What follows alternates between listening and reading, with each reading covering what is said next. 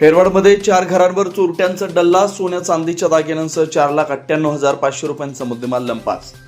माळभाग हेरवाड तालुका शिरोळ इथं अज्ञात चोरट्यांनी एकाच रात्री 4 घरांचे दरवाजे व कुलूप तोडून घरात प्रवेश केला. तिजोऱ्यांमधील सोन्या चांदीचे दागिने, रोख रक्कम व नवीन चप्पल असा एकूण 4,98,500 रुपयांचा मुद्देमाल चोरून नेला. ही घटना 21 ऑगस्ट रोजी रात्री 8 ते 22 ऑगस्ट रोजी सकाळी 6 वाजण्याच्या सुमारास घडली.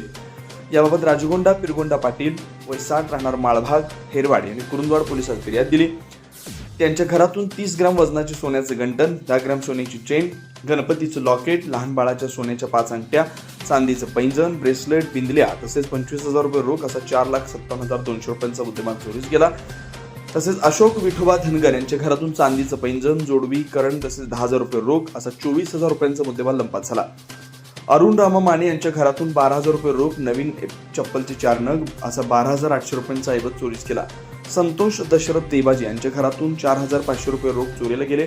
अज्ञात चोरट्यांनी घराच्या कडी कोंडी उचकटून आत प्रवेश करून चोरी केली.